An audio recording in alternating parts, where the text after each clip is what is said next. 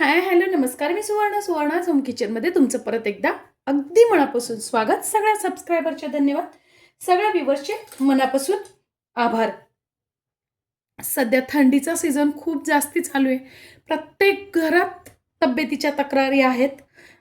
काय होतं ना, पूर्वी सर्दी खोकला आणि आपण काय करतो, लगेच दवाखान्यात जातो. पण पूर्वी तसं नव्हतं. पूर्वी काय व्हायचं, घरातच बायका सगळं बनवायच्या. आणि आता तसं होत नाही. बऱ्याच जणींना माहिती नसतं किंवा मग आपण बनवतच नाही. औषधी प्रकार जे जे पूर्वी सिजनेबल बनले जायचे ते आता घराघरामध्ये बनले जात नाही.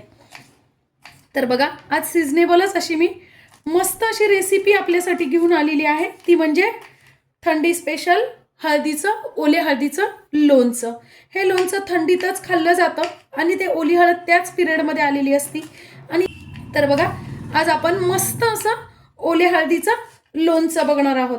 त्यासाठी मी इथे 4 ते 5 अशा या पोपटी मिरच्या घेतलेल्या आहेत ज्या कमी तिखट आहेत आणि 4-5 हिरव्या मिरच्या घेतलेल्या आहेत ज्या तिखट आहेत. त्याचे असे बारीक तुकडे करून घेतलेले आहेत. आणि बघा, इथे मी हळद घेतलेली आहे. तर ही हळद जी आहे ना, ही पिवळी हळद आहे. बघा, बाजारात आणल्यानंतर पहिले आपल्याला स्वच्छ धुवून घ्यायची आहे. ही आहे पांढरी हळद आणि थोडंसं मी घेतलेलं आहे आलं. तर बघा, आलं आणि पांढरी हळद ही सेमच दिसते, फक्त याच्यावर जे आहेत ना असे पट्टे आहेत. पिवळ्या हळदीवरती जे आहेत ना ते पट्टे आहेत आणि पांढरी हळद ही प्लेन आहे. पण पांढरी हळद आपल्याला कशी ओळखता येते बघा, पांढरी हळदमध्ये जे असतं ना असं प्लेन असतं आणि आलं जे असतं ना तसं रेषा रेषा असतात. बघा, दोन्ही याच्यात तुम्हाला फरक लगेच जाणवेल. याच्यात आल्यामध्ये जे आहेत ना अशा रेषा रेषा असतात आणि हळदीमध्ये अजिबात रेषा नसतात, प्लेन असतं. पांढरी हळद भयंकर उपयोगी आहे. स्किनसाठी पांढऱ्या हळदीचा उपयोग होतो. याला कस्तुरी हळद असंही म्हटलं जातं कारण त्याचा कस्तुरी सारखाच उपयोग होतो. तर बघा, आपल्याला सगळ्यात पहिल्यांदा काय करायचं आहे, हळद अशी सालून घ्यायची आहे. हे जे कचरा आहे ना वरचं हळदीचं ते पूर्णपणे आपल्याला असं सालून घ्यायचंय. तुम्ही सुरीनी करू शकता किंवा मग आपल्याकडे जे बटाट्यात सालणं असतं ना त्यांनी पण करू शकता. असं व्यवस्थित ते पूर्ण साल काढून टाकायचंय आपल्याला. तुम्हाला जर पांढरी हळद मिळेल तर फक्त तुम्ही पांढऱ्या हळदीचं आणि आल्याचं एकत्र केलं तरी काही हरकत नाही, किंवा मग फक्त नुसतं आलं आणि पिवळ्या हळदीचं केलं तरी काहीच हरकत नाही. आपण सगळं साल काढून टाकलेलं आहे. आल्याचं पण साल व्यवस्थित काढून घेतलेलं आहे आणि पांढऱ्या हळदीचं आणि पिवळ्या हळदीचं पण काढून घेतलेलं आहे. आता पाहिजे तर तुम्ही ह्याचे पाहिजे त्या आकारात तुकडे करून घेऊ शकतात. तुम्हाला मोठे तुकडे आवडत असेल तर तुम्ही मोठे करून घेऊ शकतात किंवा मग किसून घेऊ शकता. मी इथे किसूनच घेणार आहे. मी जेव्हा आवळ्याचं लोणचं दाखवलं होतं ना मैत्रिणींनो, तेव्हापासूनच मला कमेंट्स आलेली होती की ओल्या हळदीचं लोणचं पण दाखवा. सॉरी, जरा लेट झालं, पण मला हळद चांगली मिळत नव्हती आणि मला दोन्ही हळद हवे होत्या एकत्र, म्हणून जरा उशीर झाला. मी छान असं किसून घेतलेलं आहे.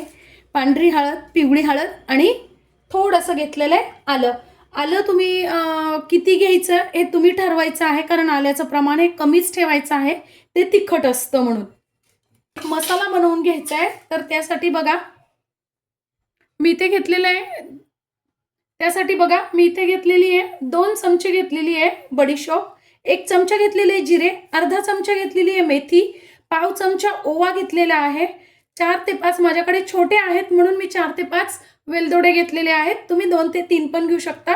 4 घेतलेले आहेत लवंगा आणि 5-6 घेतलेले आहेत काळे मिरी आणि 2 चमचे आपल्याला घ्यायची आहे मोहरी. तुम्ही इथे 1 चमचा पांढरी मोहरी आणि 1 चमचा पिवळी मोहरी घेतली तरी काहीच हरकत नाही. तर मी इथे घेतलेलं आहे 2 चमचे लिंबाचा रस घेतलेला आहे आणि 1 चमचा मी विनेगर घालणार आहे. तर तुम्ही 2 लिंबाचा रस म्हणजे 4 चमचे तुम्ही लिंबाचा रस घेतला तरी काहीच हरकत नाही, किंवा मग 1च्या ठिकाणी 2 चमचे विनेगर घातलं तरी काहीच हरकत नाही. आता बघा, आपल्याला तेल वगैरे काहीच टाकायचं नाहीये. आपल्याला असेच मसाले भाजून घ्यायचे आहेत कोरडेच, आणि खूप नाही भाजायचे आहेत. फक्त 2च मिनिटं आपल्याला हे मसाले भाजून घ्यायचे आहेत. मसाले आपले गार झालेले आहेत, बारीक करून घ्यायचे. त्यात टाकून घ्यायचंय अर्धा चमचा हिंग, अर्धा चमचा हळद. आपण मिरच्या पण घालणार आहोत आणि मसाले पण आहे, पण कलर आणि टेस्ट दोन्ही सुंदर यावं म्हणून टाकून घ्यायचं आहे 1 चमचा आपलं जे तिखट असतं घरात ते टाका, किंवा मग फक्त कलरचं तिखट टाकलं तरी चालेल. सॉरी फ्रेंड्स, माझ्याकडनं एक सांगायचं राहून गेलं. मग आपण जे हे मसाले घेतले ना त्यात आपल्याला 2 चमचे धने पण घ्यायचे आहेत. पण माझ्याकडे धने नसल्यामुळे मी काय केलेलं आहे, इथे धन्याची पावडर घेतलेली आहे, ती मी 1 चमचा घेतलेली आहे. तुम्ही अख्खे धने घेऊन या मसाल्यातच भाजून घ्यायचे आहे. माझ्याकडे नसल्यामुळे मी हे केलेलं आहे. काय मस्त मसाला तयार झालेला. आपल्याला वास तर इतका सुंदर येतोय मैत्रिणींनो, कलर पण अप्रतिम आलेला आहे. एक मोठं भांड घेतलेलं आहे, त्यात आपल्याला हळद आणि आलं काढून घ्यायचं आहे. मोठंच घ्या म्हणजे मिक्स छान करता येतं. आता त्यातच टाकून घ्यायच्या आहेत मिरच्या. लोणचं म्हटलं तर मीठ जास्ती लागतं, तर मी ते 2 ते 2.5 चमचे मीठ आपल्याला घालून घ्यायचं आहे. मी लगेच एकीकडे अर्धी वाटी तेल पण तापायला ठेवलेलं आहे.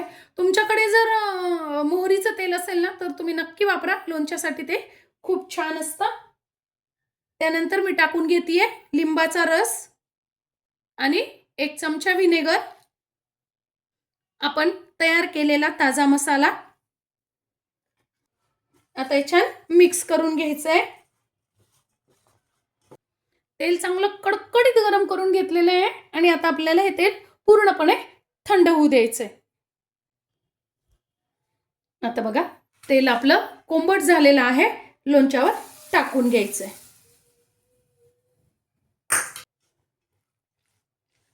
वाह, अप्रतिम, फार सुंदर वास येऊन राहिलाय आणि सुंदर असं आपलं लोणचं तयार झालेलं आहे. असं हे हेल्दी पौष्टिक लोणचं जर तुम्ही हिवाळ्यात घरी केलं तर तुम्हाला सर्दी, खोकला, कफ आणि पांढरी हळद जर म्हटली तर स्किनचे प्रॉब्लेम, स्किनला ज्यावेळेस आपली हिवाळ्यात काय होतं, हिवाळ्यात स्किन बऱ्याच जणांची कोरडी पडते, तर तुम्ही जर हे पांढरी हळदीचं लोणचं खाल्लं ना तर तुम्हाला स्किनचे प्रॉब्लेम पण बऱ्याच प्रमाणात कमी होतात. वाह, मस्त असं आपलं लोणचं तयार आहे. आजची माझी ही व्हिडिओ, ही रेसिपी तुम्हाला कशी वाटली कमेंट्समध्ये नक्की सांगा. चॅनलवर नवीन असाल तर चॅनलला लाईक, सबस्क्राईब आणि शेअर करा आणि असं लोणचं करून बघा. धन्यवाद.